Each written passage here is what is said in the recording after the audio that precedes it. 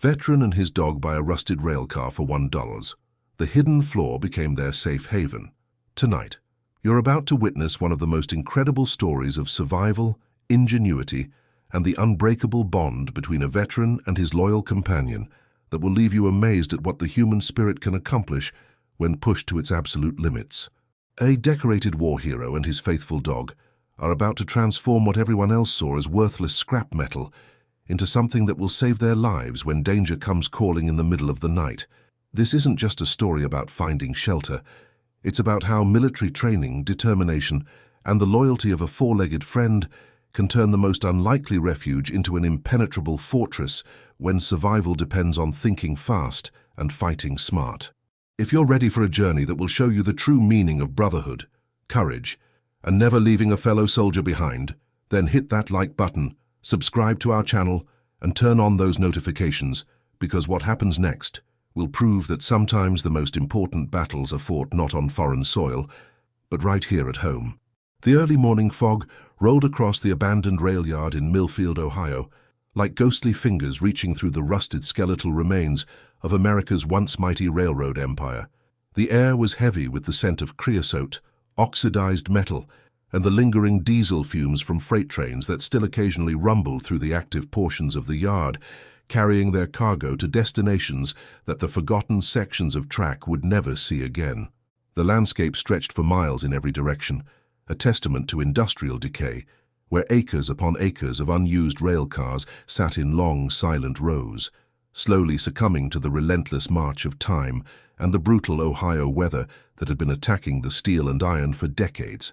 The rail yard had once been a bustling hub of commerce and industry, employing thousands of workers and serving as a critical link in the transportation network that had built modern America. During its heyday in the 1940s and 1950s, the facility had operated around the clock, with trains arriving and departing every few minutes, carrying everything from coal and steel to manufactured goods and agricultural products.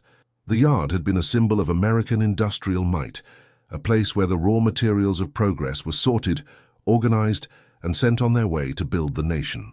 But those days were long gone, victims of changing economics, improved technology, and the inexorable shift toward trucking and air transport that had made many rail facilities obsolete. What remained was a graveyard of rust and decay, where hundreds of abandoned rail cars sat forgotten and deteriorating, their original purposes lost to time and their value reduced to whatever scrap metal dealers might pay for their remains. Staff Sergeant Daniel "Danny" Torres recently medically retired from the Army's 1st Infantry Division after 12 years of distinguished service, including 4 combat deployments to Afghanistan and Iraq, walked slowly through the maze of abandoned railroad equipment, his worn military surplus jacket pulled tight against the October chill that cut through the morning mist. His left leg bore the permanent reminder of an IED explosion in Kandahar province that had ended his military career and left him struggling to find his place in a civilian world that seemed to have little use for his hard-earned skills and experience. The injury had been devastating in ways that went far beyond the physical damage. The explosion had occurred during what should have been a routine patrol, when Danny's unit had been conducting a security sweep of a village that intelligence reports had indicated was clear of enemy activity. The IED had been hidden beneath a seemingly innocent pile of rubble, positioned perfectly to maximize casualties when the patrol passed by. The blast had killed 2 of Danny's soldiers instantly and had left 3 others, including Danny, with injuries that would affect them for the rest of their lives. The physical rehabilitation had been long and painful, involving multiple surgeries and months of physical therapy that had partially restored function to his damaged leg, but had left him with chronic pain and mobility limitations that would never fully heal. More challenging had been the psychological impact of losing soldiers under his command and the guilt that came with surviving when others had not. The combination of physical disability and emotional trauma had made his transition to civilian life far more difficult than he had ever anticipated. Beside him trotted Sergeant, a Belgian Malinois whose tan and black coat was beginning to show streaks of grey around his muzzle, despite being only 7 years old. The dog had been Danny's military working dog partner for the final 3 years of his service, specializing in explosive detection and patrol operations in some of the most dangerous areas of operation in the Middle East. Sergeant had saved Danny's life more times than either of them could count, and their bond had been forged in the crucible of combat, where trust between partners could mean the difference between coming home alive or not coming home at all. Sergeant had been with Danny during the IED explosion that had ended both of their military careers. The dog had been working ahead of the patrol, using his extraordinary senses to detect potential threats when the explosion had occurred. Sergeant had been thrown by the blast, but had suffered only minor injuries, and his first priority after the explosion had been to reach Danny and provide protection while medical evacuation was arranged. The dog's loyalty and dedication during those critical minutes had probably saved Danny's life, as Sergeant had maintained a defensive perimeter around his wounded handler until help arrived. When Danny had been medically retired due to his injuries, he had fought through months of bureaucratic obstacles and had exhausted most of his savings to adopt Sergeant officially, unwilling to leave behind the partner who had become more than just a working companion. Sergeant was family brother-in-arms, and the one living being who truly understood the experiences they had shared in places where young men learned to become old very quickly. The military had initially resisted Danny's adoption request, arguing that Sergeant still had years of useful service remaining and could be reassigned to another handler. But Danny had persisted, using his knowledge of military regulations and his connections within the military working dog community to navigate the complex process. The adoption had cost him nearly all of his accumulated savings, but he had considered it money well spent to keep his partner and closest friend with him. The transition to civilian life had been brutal for both Danny and Sergeant. Danny's injuries had left him with chronic pain and mobility issues that made many types of employment impossible. While his combat experience and military training seemed to have little value in a job market that prioritized credentials over character and education over experience, his military disability payments provided barely enough to survive, covering basic necessities but leaving little margin for unexpected expenses or improvements to his quality of life. His attempts to find stable housing had been frustrated by landlords who were reluctant to rent to someone with a large dog and inconsistent income. Many apartment complexes had policies against pets, particularly large dogs like Sergeant, while others required deposits and monthly pet fees that Danny couldn't afford. The few places that would accept both him and Sergeant were often in dangerous neighborhoods or in such poor condition that they were barely habitable. The challenge of finding pet-friendly housing had been compounded by Sergeant's special needs as a retired military working dog. The dog required regular exercise, mental stimulation, and a sense of purpose that was difficult to provide in typical rental housing situations. Sergeant had been trained to work and to protect, and confinement in a small apartment without adequate outlets for his energy and instincts had begun to cause behavioral problems that made their housing situation even more precarious. For the past 8 months, Danny and Sergeant had been living in their old pickup truck, a 2003 Ford F-150 that Danny had purchased during his final year of military service. The truck provided basic shelter and transportation, but it was cramped, offered little protection from the weather, and was becoming increasingly unreliable as mechanical problems mounted and Danny lacked the money to pay for proper repairs. Living in the truck had been a constant struggle against the elements, against authorities who didn't allow overnight parking, and against the social stigma that came with being homeless. Danny had developed a network of places where they could park overnight without attracting unwanted attention. Rest areas along highways, 24-hour businesses that didn't mind customers staying in their parking lots, and occasional stays with other veterans who understood their situation and were willing to help when possible. The truck's camper shell provided some privacy and protection from the weather, but space was extremely limited. Danny had organized their belongings with military precision, using every available inch for essential items and survival gear. Sergeant slept on a custom-built platform that doubled as storage space, while Danny used a sleeping bag that could be quickly rolled up during the day to make room for other activities. The lifestyle had taken a toll on both of them. Danny's injuries were aggravated by sleeping in cramped conditions and by the constant stress of not knowing where they would be able to stay from night to night. Sergeant had begun showing signs of anxiety and restlessness that were concerning, as the dog's military training made him hyper-alert to their vulnerable situation and the potential threats that came with being homeless. Danny had come to the rail yard this morning, following a lead from another veteran, who had mentioned that the railroad company occasionally sold abandoned equipment for scrap prices to anyone willing to haul it away. The prospect of finding something that could serve as more permanent shelter, even if it required significant work to make it habitable, had been worth investigating despite Danny's extremely limited resources. The tip had come from Marcus Rodriguez, a Vietnam veteran who Danny had met at a VA clinic where both men were receiving treatment for service-connected disabilities. Marcus had served as a combat engineer during the Vietnam War and had faced many of the same challenges that Danny was experiencing during his own transition to civilian life. The older veteran had become something of a mentor to Danny, sharing practical advice about navigating the VA system and finding resources that could help with housing and employment. Marcus had heard about the rail yard opportunity through his connections in the local veteran community, an informal network of former military personnel who looked out for each other and shared information about jobs, housing, and other opportunities. The network had become an essential resource for veterans who were struggling with the transition to civilian life, providing support and assistance that was often unavailable through official channels. The rail yard supervisor, a gruff man named Pete Mackenzie, who had worked for the railroad for more than 30 years, had been surprisingly sympathetic when Danny had explained his situation. Mackenzie had served in Vietnam as a young man and understood the challenges that veterans faced when returning to civilian life. He had seen too many good men struggle with problems that society seemed unwilling or unable to address, and he had made it his personal mission to help veterans whenever possible.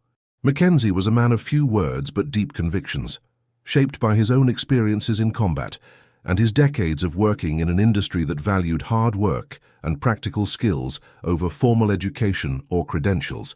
He had risen through the ranks of the railroad company through competence and dedication, earning respect from both management and workers through his fairness and his willingness to go the extra mile for people who needed help. "Most of this stuff has been sitting here for years," Mackenzie had explained as they walked through the vast yard, his weathered face showing the lines that came from decades of working outdoors in all kinds of weather. "Company wants it gone, but hauling costs more than it's worth as scrap. We've sold some pieces for $1 just to get them off the books, long as the buyer can move them or has a use for them where they sit." Mackenzie had led Danny and Sargent through seemingly endless rows of deteriorating equipment, old boxcars with rotted wooden floors and rusted steel walls, tank cars that had been decommissioned due to changing safety regulations, passenger cars that had been stripped of anything valuable and left to decay in the Ohio weather. Most of the equipment was beyond salvage, damaged by decades of exposure to rain, snow, and temperature extremes that had taken their toll on even the most robust construction. The variety of equipment was staggering, representing different eras of railroad history and different purposes within the transportation system. There were freight cars from the steam era, when railroads had been the primary means of moving goods across the country, alongside more modern equipment from the diesel age that had transformed the industry in the post-war period. Each car told a story of American industrial development, but most of those stories were ending in rust and decay. But at the far end of the yard, in a section that seemed to have been forgotten even by the railroad company, Mackenzie had shown Danny something that immediately captured his attention. It was a railroad maintenance car, built in the 1940s and designed to house work crews during extended track repair projects in remote areas where hotels and other accommodations were not available. "This one's been here since I started working," Mackenzie had said, running his calloused hand along the rusted but solid exterior. "Built like a tank, these maintenance cars. Had to be, since crews lived in them for weeks at a time in all kinds of weather. Interiors probably shot to hell, but the structures sound as the day it was built."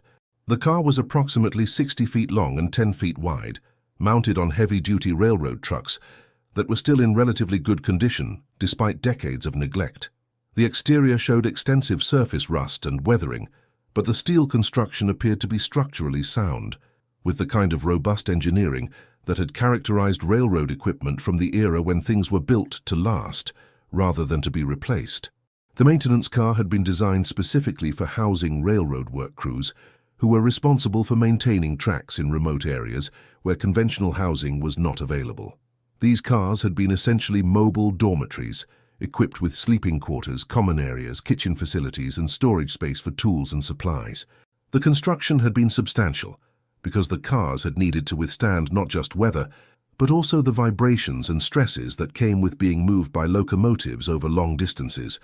Several windows were broken or missing, and the main door hung partially off its hinges. But these seemed like problems that could be addressed with time, effort, and modest financial investment. The roof appeared to be intact, which was crucial for protecting the interior from water damage, and the foundation structure looked solid enough to support whatever improvements might be necessary. What had really caught Danny's attention was Sargent's behavior around the maintenance car. The dog had shown immediate and intense interest in the structure, circling it several times and focusing his attention on specific areas with the kind of intensity that Danny recognized from their military service. Sargent's nose was working overtime, processing scents and information that human senses couldn't detect, and his body language indicated that he was detecting something significant about the structure. Sargent's interest was particularly focused on certain areas of the car where his training in explosive detection seemed to be triggering responses that Danny couldn't understand. The dog would approach specific sections of the car, sniff intensively, and then look back at Danny with an expression that clearly communicated that something about this structure was different from the other abandoned equipment they had examined. Danny had learned to trust Sargent's instincts during their years of military service, and the dog's behavior around the maintenance car suggested that there was more to the structure than was immediately apparent. Sargent had an almost supernatural ability to detect things that human senses couldn't perceive, and his intense interest in the car suggested that it might be exactly what they needed for their housing situation. "What's the asking price?" Danny had asked, though he suspected that even a reasonable price might be beyond his extremely limited means.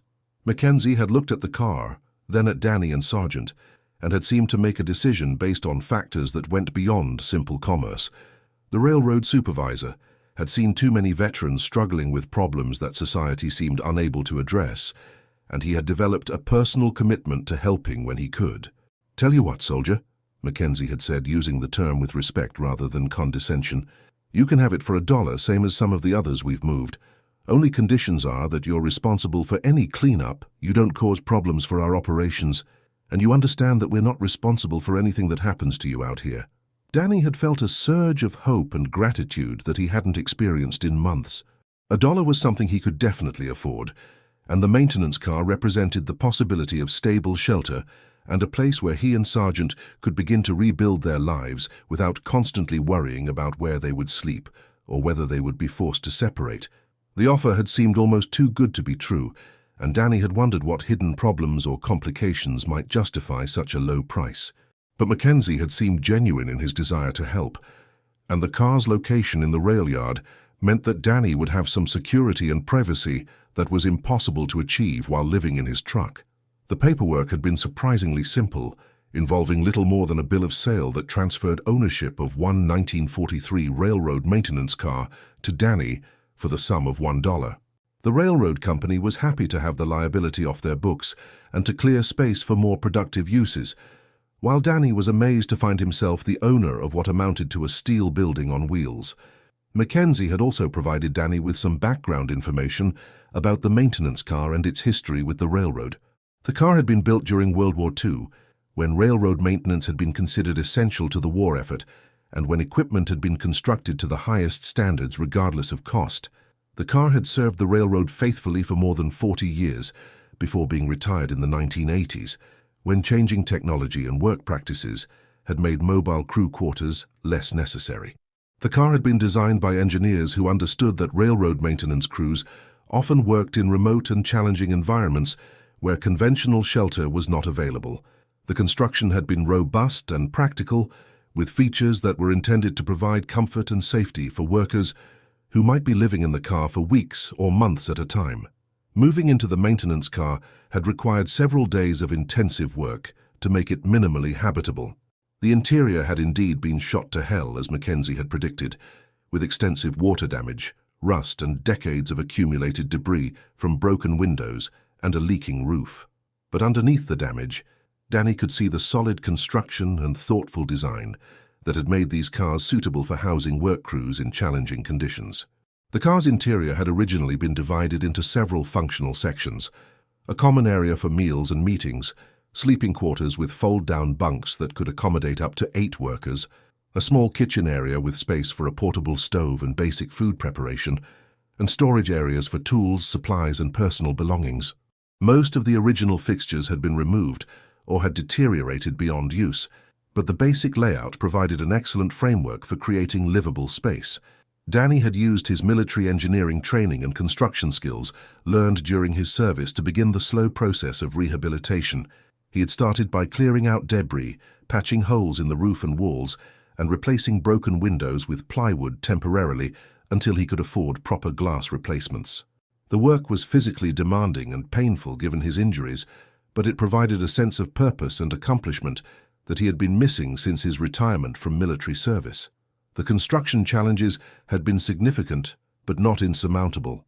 The car's steel construction had resisted many types of damage, but decades of exposure to moisture had caused rust and corrosion that needed to be addressed before any cosmetic improvements could be made. Danny had used his knowledge of metallurgy and construction techniques to prioritize repairs that would prevent further deterioration while making the structure safe and habitable. Sargent had been his constant companion throughout the restoration work, and the dog seemed to understand that they were creating something permanent and important. Sargent would often position himself near areas where Danny was working, as if standing guard, and he would investigate any sounds or activities that might indicate potential problems or threats. The dog's behavior during the restoration had been notably different from his usual patterns. Sargent seemed more relaxed and focused than he had been during their months of living in the truck, as if he understood that they were finally establishing a stable base of operations. The work was providing both of them with the kind of purposeful activity that their military training had conditioned them to value. As Danny had worked on the car over the first few weeks, he had begun to notice some unusual features that hadn't been immediately apparent during his initial inspection. The car's floor appeared to be thicker than necessary for normal construction, and there were subtle differences in the way sounds echoed in different parts of the interior. His military training in recognizing concealed spaces and hidden compartments, skills that had been crucial during building searches in combat zones, suggested that there might be more to the car's construction than was immediately visible. The suspicion had been reinforced by Sargent's continued interest in specific areas of the car that didn't seem to have any obvious significance. The dog would often focus his attention on certain sections of the floor, sniffing intensively, and showing the kind of alertness that had characterized his detection work during their military service. Danny's experience with military engineering had taught him that construction projects often included features that were not immediately obvious, particularly in structures that were designed for security or specialized purposes. The maintenance car had been built during wartime, when security considerations might have influenced design decisions in ways that weren't apparent from casual observation. The discovery had come by accident when Danny had been trying to repair a section of flooring that had been damaged by water leaks. As he had pried up some of the floorboards to assess the damage underneath, he had found that the car had a double floor system, with a substantial hidden compartment between the visible floor and the structural floor beneath. The hidden space was approximately 4 feet high and extended for most of the car's length, creating a concealed area that could be accessed through several carefully camouflaged entry points. The space had been designed as part of the car's original construction, not added later, suggesting that it had been intended for some specific purpose that required concealment and security. The engineering of the hidden compartment was sophisticated and professional, with proper ventilation, drainage, and structural support that indicated it had been designed by people who understood both construction principles and operational security requirements. The space was dry, well ventilated, and appeared to have been designed to house people or equipment that needed to be kept secret from casual observation. Danny's research into the car's history had revealed that maintenance cars like his had sometimes been used for purposes beyond their official designation, particularly during World War II, when railroad security had been a critical concern and when the transportation system had been considered a potential target for enemy sabotage or espionage. The hidden compartment might have been used to house security personnel, to store sensitive equipment or documents, or to provide secure communications facilities for railroad operations that were considered essential to the war effort. The construction suggested that whoever had designed the space had expected it to be used for extended periods and had wanted to ensure that occupants would be comfortable and secure. The discovery of the hidden space had given Danny ideas about how to improve the car's security and defensibility. His military experience had taught him the importance of having escape routes and defensive positions, and the hidden compartment could serve both functions if properly prepared and equipped. Danny had spent weeks carefully developing the hidden space, creating access points that were concealed but could be quickly opened from inside the car, installing ventilation that wouldn't be visible from outside, and stocking the area with supplies that could sustain him and Sergeant for extended periods if necessary. The work had been motivated partly by practical security concerns and partly by the hypervigilance that was a common symptom of post-traumatic stress disorder.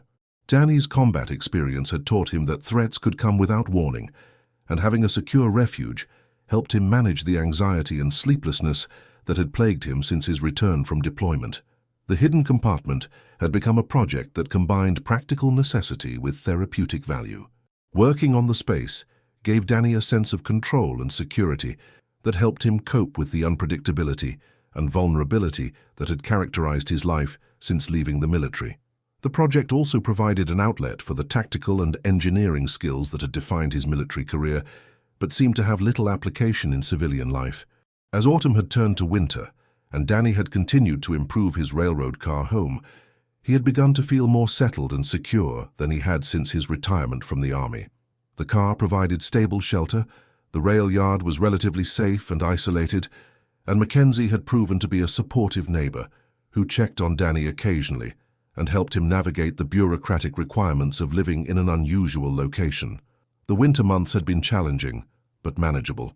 Danny had insulated the car and had installed a wood-burning stove that provided heat and cooking facilities.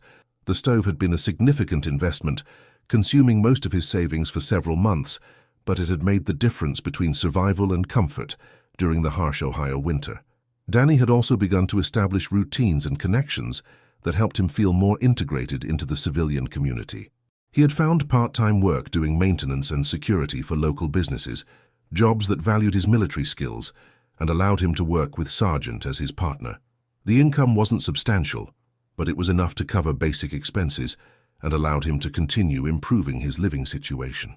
The work had been primarily with small businesses that appreciated Danny's reliability, attention to detail, and security awareness. His military background had made him valuable for tasks that required trustworthiness and competence, and several employers had specifically requested his services because of his veteran status and his reputation for quality work. Sergeant had adapted well to their new home and their new routines, establishing patrol routes around the rail yard and demonstrating the same vigilance and protective instincts that had made him valuable during their military service. The dog seemed to understand that the railroad car was their territory to defend, and he took his responsibilities seriously. The hidden compartment had remained their secret, known only to Danny and Sergeant. Danny had been careful not to mention its existence to anyone, including Mackenzie, understanding that the knowledge could be valuable if it was ever needed, but could also attract unwanted attention if it became widely known. Danny had used the hidden space to store emergency supplies, important documents, and defensive weapons that he had legally acquired for protection. The compartment had become his personal command center, equipped with communication equipment, surveillance tools, and everything needed to monitor potential threats and respond to emergencies. The spring and summer months had brought new opportunities and challenges. Danny's reputation for reliable work had spread, and he had been able to expand his client base to include several larger businesses that needed security and maintenance services. The increased income had allowed him to make significant improvements to the railroad car and to begin building a modest savings account. Danny had also begun reaching out to other veterans in the area, sharing his experience and offering assistance to anyone who needed help with housing or employment. His railroad car had become an informal gathering place for veterans who were struggling with the transition to civilian life, and Danny had found purpose in helping others navigate challenges that he had already overcome. The rail yard had gradually become a small community of people who valued independence and self-reliance. Besides Danny, several other individuals had purchased abandoned equipment and had converted it into living spaces or workshops. Mackenzie had been supportive of these arrangements, recognizing that they provided security for the yard while giving people opportunities to build stable lives. The community that had developed in the rail yard was diverse but united by common values of hard work, mutual support and respect for individual privacy. Danny had emerged as an informal leader, using his military leadership experience to help coordinate collective security measures and to mediate disputes when they occasionally arose. As autumn returned and Danny reflected on his first full year in the railroad car, he had begun to feel that he and Sergeant had finally found their place in the civilian world. The car provided security and stability that had allowed them to begin healing from their combat experiences, while the work they had found gave them purpose and a sense of contribution to their community. But the night that would test all of Danny's preparations and planning had started like any other. Danny had been working on upgrading the car's electrical system, using skills learned during his military service to install proper lighting and outlets that would make the space more comfortable and functional. Sergeant had been lying nearby, occasionally lifting his head to monitor sounds from outside, but generally relaxed and content. The electrical work had been challenging but rewarding, requiring Danny to trace circuits through the car's structure and to integrate new components with the existing infrastructure. The project had taken several weeks to complete, but the results had significantly improved their quality of life and had demonstrated the value of Danny's military training in civilian applications. The first sign of trouble had come when Sergeant had suddenly become alert, rising to his feet and focusing his attention on something outside the car. The dog's body language had immediately communicated to Danny that this was not a routine disturbance, but something that warranted serious attention and possibly immediate action. Danny had immediately turned off the lights and moved to a window where he could observe the rail yard without being seen. What he had observed had immediately activated every combat instinct and survival skill that 12 years of military service had instilled in him. 3 vehicles had entered the rail yard through a gate that should have been locked, moving slowly and deliberately with their headlights turned off. The vehicles were large SUVs with tinted windows, and they had positioned themselves strategically around the yard to control access routes and provide overlapping fields of observation and fire. Armed figures had emerged from the vehicles and had begun to move through the maze of abandoned railroad equipment with the coordination and discipline that indicated extensive training and planning. The intruders were clearly professionals, equipped with what appeared to be military-grade weapons and communication equipment, and their movements suggested that they were conducting a systematic search of the rail yard for something or someone specific. Danny's military training told him that this was not a random criminal activity, but a planned operation by people who had specific objectives and the skills and resources to accomplish them. The level of organization, equipment, and tactical sophistication suggested that these were not ordinary criminals, but people with significant backing and professional expertise.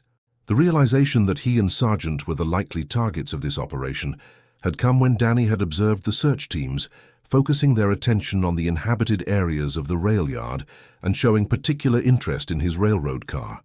The intruders clearly knew about his presence and were conducting a deliberate operation to find and capture or eliminate him.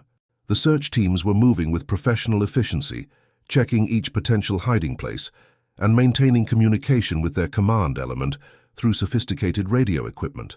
Their movements indicated familiarity with tactical procedures and training that was consistent with military or law enforcement backgrounds. Danny's mind had immediately shifted into combat mode, analyzing the tactical situation and developing options for escape and evasion. The railroad car provided some protection, but it was also a potential trap if the intruders surrounded it and controlled all the exit routes. The hidden compartment offered concealment, but it would become a tomb if the intruders discovered its existence and decided to eliminate any occupants. The advantage Danny possessed was his intimate knowledge of the rail yard's layout and his preparation of defensive positions and escape routes. He had spent months familiarizing himself with every piece of equipment, every path through the maze of cars and tracks, and every potential hiding place that could provide concealment or cover during an emergency. Danny had immediately begun implementing the emergency procedures he had developed during his months of living in the rail yard. He had gathered essential supplies, secured important documents, and prepared Sergeant for rapid movement through the concealed passages he had identified during his exploration of the area. The first priority had been to get himself and Sergeant into the hidden compartment before the search teams reached their car. Danny had opened the concealed access panel and had guided Sergeant into the hidden space, following immediately behind and securing the entrance from inside with locks and camouflage that would make detection extremely difficult. The hidden compartment had been transformed into a sophisticated survival shelter during the months Danny had worked on it. The space contained enough food and water for several days, communication equipment that could summon help if needed, and defensive weapons that Danny had legally acquired for protection. The compartment also featured multiple observation ports that allowed Danny to monitor activity in the main car and the surrounding rail yard without being detected. The ventilation system was designed to operate silently and to avoid creating any external signs that the space was occupied. From inside the hidden compartment, Danny had been able to watch as the search teams had systematically worked their way through the rail yard toward his car. The intruders had moved with professional efficiency, checking each potential hiding place and maintaining constant communication with their leadership through encrypted radio communications. When the search team had reached Danny's car, they had conducted an extremely thorough examination of the interior, looking for signs of recent habitation and searching for Danny and Sergeant with the kind of methodical approach that indicated extensive training in building searches and suspect apprehension. The searchers had been thorough and professional, using flashlights and other equipment to examine every possible hiding place within the car. They had checked storage areas, looked under furniture, and had even examined the ceiling spaces where someone might attempt to conceal themselves. Danny had watched through his concealed observation ports as the searchers had examined the very floorboards that concealed his hiding place, but the camouflage had been effective and the access panels had remained undetected. The searchers had concluded that the car was unoccupied and had moved on to continue their search of other areas in the rail yard. The search had continued for several hours, with the teams methodically working through every possible hiding place in the sprawling facility. Danny had monitored their progress through his concealed observation posts and had used the time to develop contingency plans for escape if his hiding place was discovered. Sergeant had remained calm and quiet throughout the ordeal, his military training evident in his ability to remain still and silent even when potential threats were nearby. The dog had clearly understood the gravity of the situation and had responded with the discipline and professionalism that had made him valuable during their military service. As dawn had approached, the search teams had finally concluded their operation and had withdrawn from the rail yard. Danny had waited several additional hours before emerging from the hidden compartment, using the time to ensure that the area was truly secure and that the intruders had not left behind surveillance equipment or personnel. The experience had confirmed the value of Danny's preparations and had demonstrated that the hidden compartment could indeed serve as an effective safe haven when properly prepared and utilized. The railroad car that he had purchased for $1 had proven to be worth far more than its purchase price in terms of the security and protection it had provided. The identity and motivation of the intruders had remained a mystery, but Danny's military experience suggested several possibilities. His combat service had exposed him to classified information and operations that could make him a target for foreign intelligence services or criminal organizations seeking to exploit or suppress his knowledge. Alternatively, his investigation into certain activities during his final deployment might have made him a threat to people who had reasons to want him silenced. Danny had witnessed and reported activities that had resulted in investigations and prosecutions, and it was possible that his testimony or knowledge made him a target for retaliation. Danny had reported the incident to local law enforcement and to federal authorities who handled threats against military personnel, but the intruders had left little evidence of their identity or purpose. The professional nature of their operation suggested that they had resources and training that would make them difficult to identify or apprehend through conventional law enforcement methods. The incident had reinforced Danny's understanding that his military service had created permanent risks that would follow him into civilian life. The hidden compartment in his railroad car had proven to be more than just an interesting architectural feature. It had been a life-saving refuge that had protected him and Sergeant when their lives had been in immediate danger. In the weeks following the incident, Danny had continued to improve and expand the hidden compartment, adding additional supplies, better communication equipment, and more sophisticated security measures. The space had become his personal command center, equipped with everything needed to monitor threats and respond to emergencies for extended periods. Danny had also reached out to other veterans who might be facing similar threats, sharing his experience and offering assistance to anyone who needed help developing their own security measures. His railroad car had become a model for how military skills and ingenuity could be applied to create effective defensive positions in civilian settings. Mackenzie had been supportive throughout the crisis, helping Danny coordinate with law enforcement and providing additional security measures for the rail yard. The railroad supervisor had also helped Danny make contact with other veterans in the area who had experience with security and could provide mutual support in case of future threats. The hidden compartment had evolved into more than just a hiding place. It had become a symbol of resilience and the importance of being prepared for unexpected challenges. Danny had used his military training and engineering skills to create something that had literally saved his life, demonstrating that the skills learned in military service could be valuable in ways that weren't immediately obvious. Sargent had continued to serve as Danny's partner and protector, using his training and instincts to monitor for threats and provide early warning of potential problems. The dog's presence had been crucial during the crisis, and his continued vigilance helped Danny maintain the security awareness that was necessary for their safety. The railroad car that had started as emergency shelter had become a fortress, equipped with everything needed to survive extended periods of isolation or siege. The hidden compartment provided security, the main car provided comfort and functionality, and the entire structure demonstrated the power of military training and determination to overcome seemingly impossible challenges. Danny's story had attracted attention from veteran service organizations and security professionals who were interested in learning from his experience and applying his innovations to help other veterans facing similar challenges. His railroad car had become a case study in adaptive reuse and creative problem-solving under pressure.